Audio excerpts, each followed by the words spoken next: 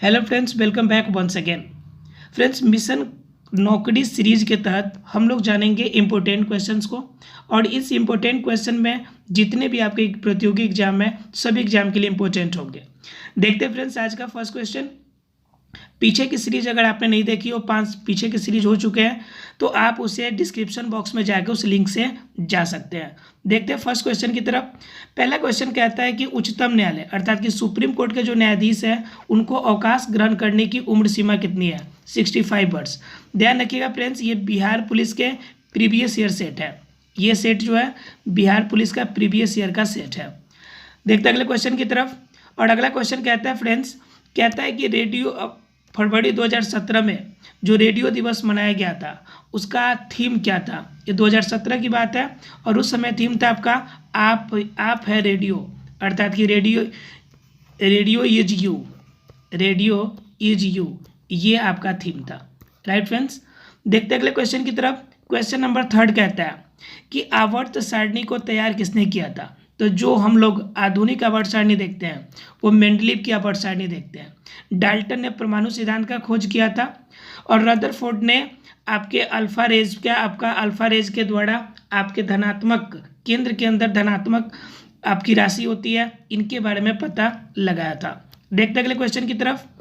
तो अगला क्वेश्चन कहता है इनमें से कौन भारत के राष्ट्रपति द्वारा नियुक्त नहीं किए जाते हैं? तो फ्रेंड्स, इनमें राजदूत को चयन होता है, प्रधानमंत्री और मुख्य न्यायाधीश, इन तीनों का आपका सिलेक्शन राष्ट्रपति के द्वारा होता है और उपराष्ट्रपति का भी सिलेक्शन होता है। दरअसल यहाँ पे होना चाहिए था उपाध्यक्ष, जिनकी नियुक्ति कौन नहीं करता? राष्ट्रपति नहीं करता है। उपराष्ट्रपति की नियुक्ति अर्थात कि चारों की नियुक्ति राष्ट्रपति करता है। लोकसभा के उपाध्यक्ष और अध्यक्ष की नियुक्ति राष्ट्रपति नहीं करता है। देखते हैं अगले क्वेश्चन की तरफ। अगला क्वेश्चन है क्वेश्चन नंबर 5। कहता है इसमें से कि राजनीतिक दलों के लिए अगर स्वीकृति कोई राष्ट्रीय पार्टी अगर बनना हो या कोई प्रादेशिक पार्टी बनना हो तो यह कौन स्वीकृति देगा? तो फ्रेंड्स वो देता है चुनाव आयोग। चुनाव आयोग फिक्स करेगा कि कौन पार्टी रहेगी। इसके लिए एक नियम तय है कि उससे लोकसभा या विधानसभा में, लोकसभा या राज्यसभा में 6% सीट उसे मिलने चाहिए। 6% सीट के आधार पर क्या होंगे कि हो सकते हैं या तो एक ही राज्य के अंदर 6% सीट मिल जाए उसे, या फिर 3 राज्यों में 2% मिल जाए, तो कुल मिला के 6% हो जाएंगे। या तीसरा कंडीशन वो पूरा कर दे कि किसी भी 4 राज्य में वह प्रादेशिक रूप में उनको मान्यता प्राप्त अगर पार्टी है तो भी उसे राष्ट्रीय दल की मान्यता मिल सकती है। देखते अगले क्वेश्चन की तरफ। हमारे पास राष्ट्रीय दल की पार्टी की जाए तो मुख्य रूप से कौन है? बीजेपी, कांग्रेस, बहुजन समाजवादी पार्टी, ये सभी राष्ट्रीय दल की नेता है।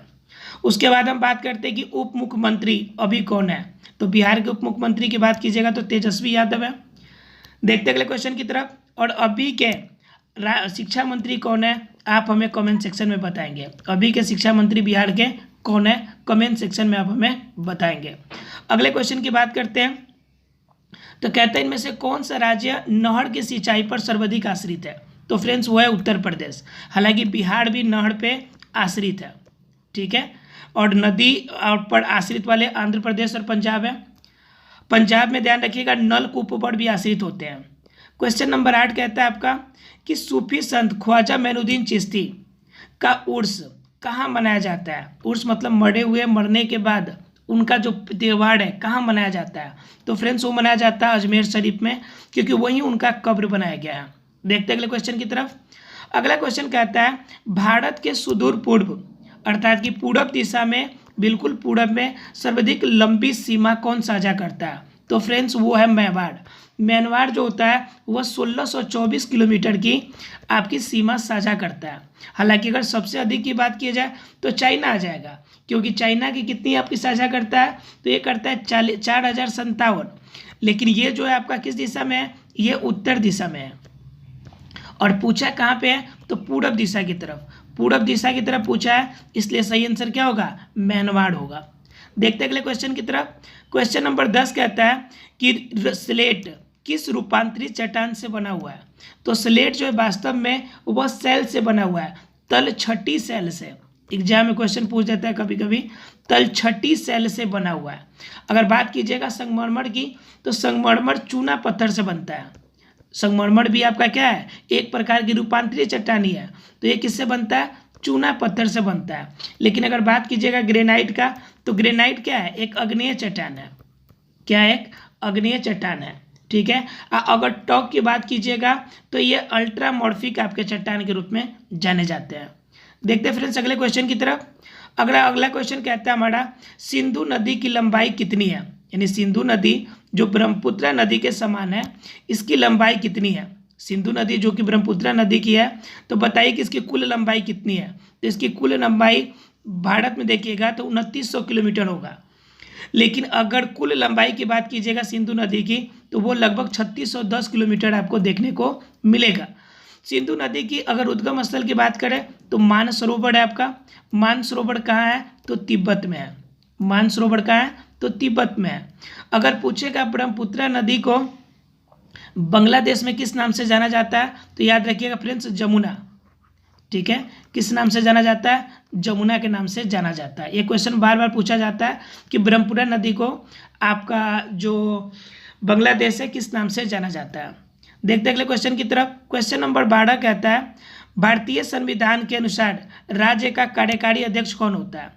राज्य मतलब क्या, कि देश का, किसी भी मतलब कि भारतीय संविधान के अनुसार राज्य का कार्यकारी अध्यक्ष। राज्य का मतलब यहाँ पे देश है। ठीक है। अगर सिर्फ राज्य का मतलब राज्य होता तो इसका सही आंसर होता राज्यपाल। राज्यपाल किसी भी राज्य का कार्यकारी अध्यक्ष होता है। लेकिन अगर देश का पूछे तो देश का हेड आपका कार्यकारी अध्यक्ष प्रधानमंत्री, और आपका नाम मात्र का जो होगा वो राष्ट्रपति होगा। ये क्वेश्चन आप ध्यान रखिएगा। देखते अगले क्वेश्चन की तरफ। अगला क्वेश्चन कहता है, कौन सी विश्व निकाय 1920 में बनी थी और 1946 में नष्ट हो गई। तो फ्रेंड्स ये बनी थी आपके लीग ऑफ नेशन। यह दुनिया की सबसे पहली बार बनने वाली जो अंतर्राष्ट्रीय संस्था है जो शांति के लिए बनाई गई थी। पहली विश्व युद्ध 1914 से लेकर 1918 के बीच हुआ था, और इनके बाद 1920 में यह संस्था बनाई गई थी ताकि विश्व शांति को या देशों के बीच लड़ाइयों को रोका जा सके। देखते अगले क्वेश्चन की तरफ। अगला क्वेश्चन कहता है, भारतीय नागरिकों को मौलिक कर्तव्य कितने प्राप्त है। तो कुल 11 प्राप्त है। अगर मूल रूप से देखा जाए तो यह मूल्य आपका जो मौलिक कर्तव्य है यह 72 आपका कब बना था, ये बना कब था, तो ये बना था आपको 42वां संविधान संशोधन 1976 में। 42वां संविधान संशोधन 1976 में ये लाया गया था। उस समय सिर्फ 10 ही मौलिक अधिकार थे। लेकिन 86वां संविधान संशोधन 2002 के द्वारा एक और जोड़ दिया गया, और एक और जुड़ने के बाद अब कितने हो गए हैं, 11 हो गए। अगर मूल संविधान पूछे तो 10 और अभी पूछे तो 11 आपका सही आंसर होगा। कब बनाया गया था, तो 42वां संविधान संशोधन द्वारा। और अनुच्छेद में कहाँ मिलेगा हमें, तो 51A में मिलेगा। अगर किस भाग में मिलेगा, तो 4 के क में मिलेगा या 4A में मिलेगा। ठीक है, ये भी ध्यान रखिएगा। यानी भाग 4 का अनुच्छेद 51A 42वां संविधान संशोधन 1976 द्वारा लाया गया था, और ये 86वां संविधान संशोधन 2002 के द्वारा एक और बढ़ा दिया गया। देखते अगले क्वेश्चन की तरफ। अगला क्वेश्चन कहता है कि राज्यसभा में कुल सदस्य कितने हो सकते हैं। तो अधिकतम तो 250 हो सकते हैं, लेकिन अभी की बात की जाए तो अभी 245 है। ठीक है, 245, जिसमें से 12 सदस्य जो होते हैं मनोनीत किए जाते हैं। किसके द्वारा, राष्ट्रपति के द्वारा। राष्ट्रपति मनोनीत करते हैं। इनके अलावा जितने बच जाएंगे वह कहाँ से आते हैं, सभी राज्यों से आते हैं। कहाँ से आते हैं, सभी राज्य से शामिल होते हैं। ध्यान रखना है कि इनके कार्यकाल 6 वर्षों का होता है। राज्यसभा के सदस्यों का कार्यकाल कितने वर्ष, 6 वर्ष का, और प्रत्येक 2 वर्ष पर 1/3 जो होते हैं उनको अवकाश दे दिया जाता है। 1/3 आपके सदस्य को छुट्टी दे दी जाती है, अवकाश दे दिया जाता है। ध्यान रखिएगा।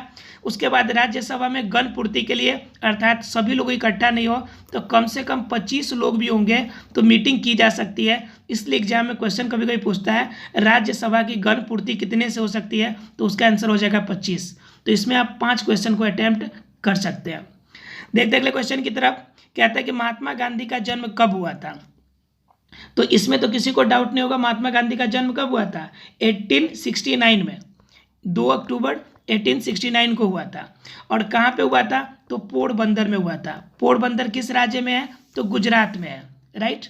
देखते अगले क्वेश्चन की तरफ। क्वेश्चन नंबर 17 कहता है सिखों के गुरु में गुरु गोविंद सिंह कितने नंबर के थे? तो 10वें नंबर के थे। इनका जन्म कहाँ हुआ था? तो पटना में हुआ था, पटना साहिब में इनका जन्म हुआ था। Right friends. इनके पहले गुरु कौन थे? तो गुरु नानक देव जी थे आपके पहले गुरु। क्लियर है फ्रेंड्स। इनकी मृत्यु कैसे हुई थी? तो एक अफगान आपके कैदी ने इनकी मृत्यु करी थी। ठीक है, देखते हैं अगले क्वेश्चन की तरफ। कहता है कनिष्क राजा थे, इनमें से कौन कनिष्क के राजा थे? ठीक है, यानी कनिष्क किसके राजा थे? कनिष्क कुषाण वंश के क्या थे? प्रतापी राजा थे। कनिष्क कुषाण वंश के एक प्रतापी राजा थे। देखते हैं अगले क्वेश्चन की तरफ।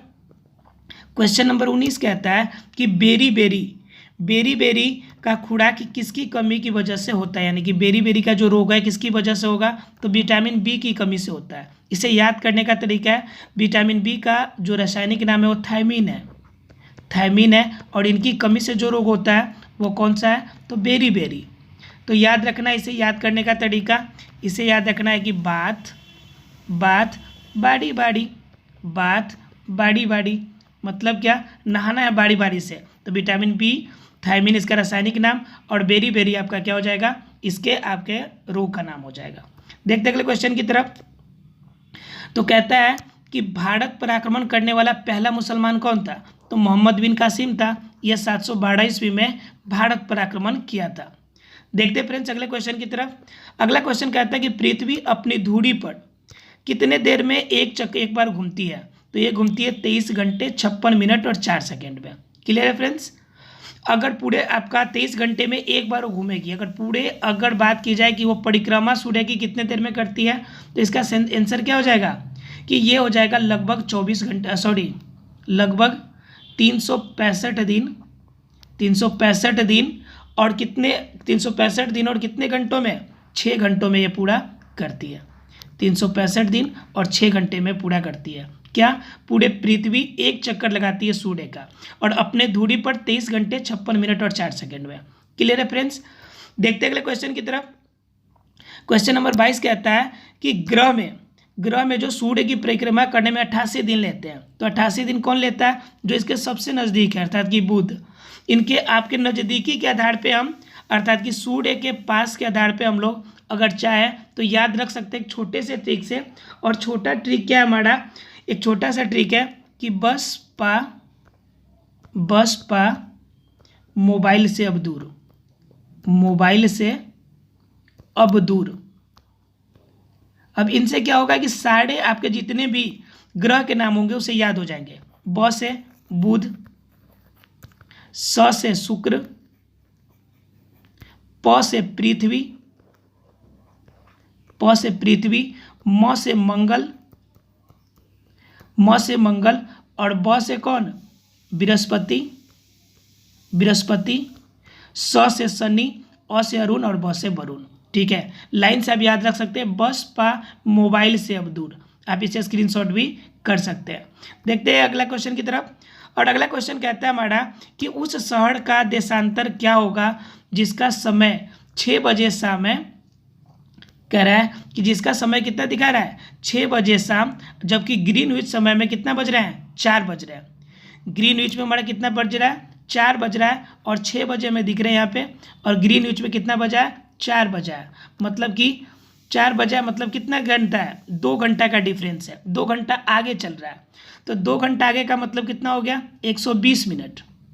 ध्यान से समझिएगा, 120 मिनट हुआ। और क्या होता है कि एक देशांतर से दूसरे देशांतर के बीच में कितने मिनट का अंतर होता है? तो सिर्फ 4 मिनट का अंतर होता है। 4 मिनट का अंतर होता है। तो 120 मिनट है, तो इनके बीच में कितने देशांतर होंगे? तो 120 में 4 से भाग कर दीजिए, तो 4 तिरिका 12, अर्थात कि 30 देशांतर होंगे। मतलब ये क्या होगा कि बीच से वह पूरब दिशा में कितने बढ़ेंगे? 30 डिग्री। तो पहला आंसर आपका हो जाएगा इसका सही आंसर 30 डिग्री पूरब। कुछ नहीं करना, आपको ध्यान रखना है कि देशांतर 1 डिग्री देशांतर पे 4 मिनट का आपका समय लगता है। ध्यान रखेंगे, इनसे सारे क्वेश्चन सॉल्व हो जाएंगे। देखते अगले क्वेश्चन की तरफ। कह रहे इनमें से इस्पात प्लांट से युक्त नहीं है, अर्थात कि स्टील प्लांट इसमें से कौन नहीं है? तो सिंदरी जो है वास्तव में यह फर्टिलाइजर प्लांट है, मतलब कि उर्वरक के लिए विख्यात है। बाकी सभी स्टील प्लांट है। राइट फ्रेंड्स, ध्यान रखिएगा। भिलाई छत्तीसगढ़ में, पारादीप कहाँ पे है? पारादीप आपको मिलेगा बांग्लादेश वेस्ट बंगाल में, और विशाखापत्तनम तो आपको पता ही है कि कोस्टल एरिया है। चलिए बात करते हैं इसमें गारो जाति की। तो गारो जनजाति जो होती है कहाँ की है, मेघालय की है। ध्यान रखिएगा गारो और खासी जनजाति भी है और पहाड़ी भी है जो कि मेघालय में है। राइट फ्रेंड्स, देखते अगले क्वेश्चन की तरफ। अगला क्वेश्चन कहता है कि रामनाथ कोविंद राष्ट्रपति बनने से पहले आपका किस राज्य के राज्यपाल थे। तो बिहार के राज्यपाल थे वो। राइट फ्रेंड्स, देखते अगले क्वेश्चन की तरफ। अगला क्वेश्चन कहता है कि उस खगोल शास्त्री का बताइए जिनको छाया तंत्रिका नामक रोग हुआ था और कंप्यूटर के माध्यम से कोई भी बात कहते थे। तो वो कौन थे, स्टीफन हॉकिंग्स, जिन्होंने बिग बैंग थ्योरी को क्लियरफाई किया था। राइट फ्रेंड्स, देखते अगले क्वेश्चन की तरफ। तो अगला क्वेश्चन कहता है कि दिल्ली चलो का नारा किसने दिया था। तो दिल्ली चलो का नारा किसने दिया था, सुभाष चंद्र बोस ने, SC बोस ने, यानी सुभाष चंद्र बोस ने।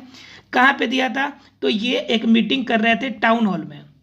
कहाँ के टाउन हॉल में, तो ये मीटिंग कहाँ के टाउन हॉल में कर रहे थे, ये सिंगापुर के टाउन हॉल में ये मीटिंग कर रहे थे। और उसी मीटिंग में इन्होंने कहा था कि दिल्ली चलो का नारा दिया था। कब, तो 5 जुलाई 1943 को, 5 जुलाई 1943 को। राइट फ्रेंड्स, तो याद रखेंगे डेट भी, जगह भी और किसने दिया था। राइट फ्रेंड्स, देखते अगले क्वेश्चन की तरफ। अगला क्वेश्चन कहता है हमारा कि भारत का बुलबुल अर्थात कि नाइटिंगेल ऑफ इंडिया किसे कहा जाता है। तो फ्रेंड्स वो है सरोजिनी नायडू। सरोजिनी नायडू के बाद में याद रखिएगा कि यह आपका कांग्रेस की प्रथम भारतीय महिला अध्यक्ष थी जो कि 1925 में अध्यक्षता करी थी। एक और बात इनके बारे में कि यह स्वतंत्र भारत की प्रथम किसी राज्य की राज्यपाल भी बनी है, महिला राज्यपाल भी पहली बनी हुई है। तो ये दोनों क्वेश्चन इनके लिए इंपॉर्टेंट है, यानी इनसे 3 क्वेश्चन इनके बारे में आप कंफर्म कर सकते हैं। चलिए देखते हैं अगले क्वेश्चन की तरफ, और अगला क्वेश्चन का सीरीज हम अगले पार्ट में देखेंगे। आशा फ्रेंड्स ये वीडियो अच्छा लगा होगा, अच्छा लगे तो शेयर सब्सक्राइब जरूर करें। Thank you very much friends.